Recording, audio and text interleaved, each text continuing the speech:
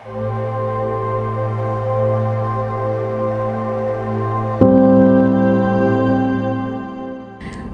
damai sejahtera, kasih karunia Tuhan Yesus Kristus menyertai Bapak Ibu Saudara-saudara.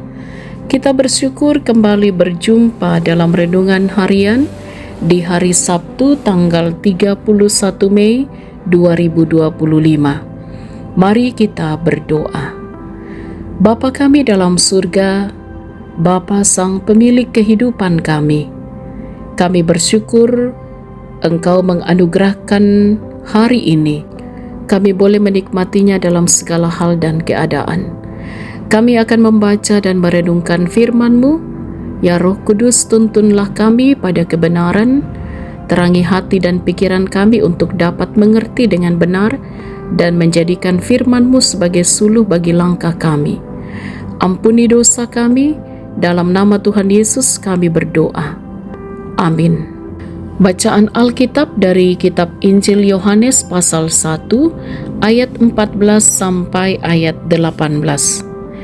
Firman itu telah menjadi manusia dan tinggal di antara kita, dan kita telah melihat kemuliaannya, yaitu kemuliaan sebagai anak tunggal Bapa, penuh anugerah dan kebenaran. Yohanes bersaksi tentang dia dan berseru, "Inilah dia yang kumaksudkan ketika aku berkata, dia yang datang sesudah aku telah mendahului aku, sebab dia telah ada sebelum aku. Sebab dari kepenuhannya kita semua telah menerima anugerah demi anugerah. Sebab hukum Taurat diberikan melalui Musa, tetapi anugerah dan kebenaran datang melalui Yesus Kristus. Tidak seorang pun pernah melihat Allah, namun anak tunggal Allah yang ada di pangkuan Bapa, dialah yang menyatakannya." Amin. Tema renungan kita ialah firman yang hidup, atau dalam bahasa Toraja dikatakan kada mepatuo. Saudara-saudara yang diberkati oleh Tuhan, kehidupan orang percaya adalah kehidupan yang seharusnya memancarkan kemuliaan Allah melalui tutur kata dan perbuatan kita. Sikap hidup yang memuliakan Tuhan hanya mungkin jika didasarkan pada firman Tuhan. Ada sebuah lirik lagu yang mengatakan, "Firman Tuhan ada di hidupku, ada di langkahku, dan terus bertumbuh sirami jiwaku, berbuah, berbuah, berbuah, berbuah, berbuah, berbuah." Lirik lagu ini mau mengatakan bahwa firman Tuhan itu bukan sekadar diperbincangkan, namun diberlakukan atau dihidupi. Saudara-saudara, firman yang telah menjadi manusia dan yang telah datang ke dalam dunia adalah firman yang hidup dan menghidupkan.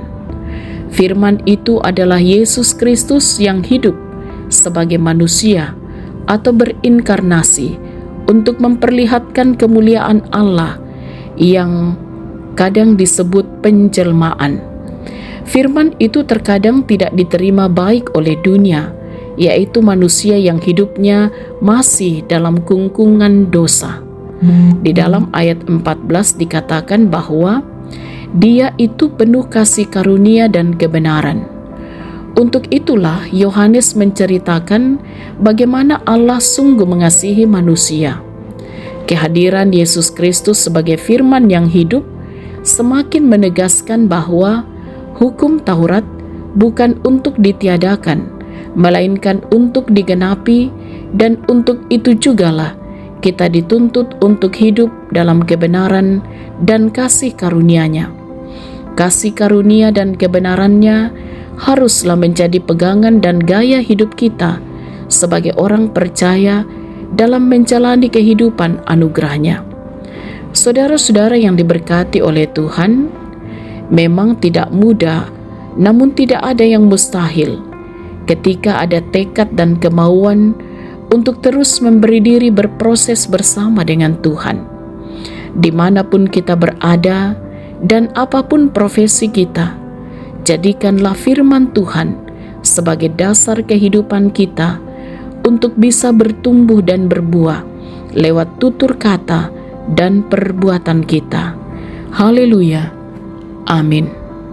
Marilah kita berdoa. Kami bersyukur kami boleh mendengarkan firman-Mu di hari ini, bahwa sesungguhnya Yesus Kristus adalah firman yang telah menjadi manusia dan yang telah datang ke dalam dunia, firman yang hidup dan menghidupkan. Dan kami mohon kiranya dalam perjalanan kehidupan kami oleh firman-Mu, kasih karunia dan kebenaran haruslah menjadi pegangan dan gaya hidup kami sebagai orang-orang percaya dalam menjalani kehidupan anugerah Tuhan. Sehingga sungguh-sungguh ya Tuhan, dimanapun kami berada dan apapun profesi kami pun menjadikan firman-Mu sebagai dasar kehidupan untuk terus bisa bertumbuh dan berbuah lewat tutur kata dan perbuatan kami. Diberkatilah kami semua, dituntunlah kami dalam perjalanan kehidupan dengan segala aktivitas kami di sepanjang hari ini, bahkan di sepanjang hidup karunia Tuhan. Keluarga kami, anak-anak kami diberkati, juga orang tua kami dalam menjalani kehidupan di masa tua. Mereka bersukacita di dalam Tuhan.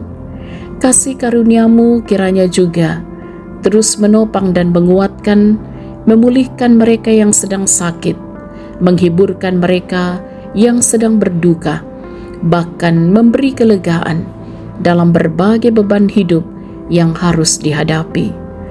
Engkau jugalah ya Tuhan yang menjadi sumber pertolongan bagi bangsa kami, bagi kota di mana kami berada, sehingga pemimpin-pemimpin kami juga akan mampu mengemban amanah dengan baik. Kiranya kami pun dikaruniakan hikmat pengertian, sehingga dimanapun Tuhan mengutus kami juga diberkati untuk menjadi berkat bagi saudara-saudara kami dalam menikmati cinta kasih Tuhan atas pertambahan usia ataupun apa yang boleh dicapai dalam kehidupan ini. Kiranya senantiasa bersyukur dalam segala hal, terus mengimani semua karena anugerah dan berkat Tuhan. Kami percaya dalam tuntunan dan cinta kasih Tuhan, apa yang kami lakukan, yang kami kerjakan hari ini akan juga berbuah baik dalam kehidupan kami. Bagi Tuhan tidak ada yang mustahil.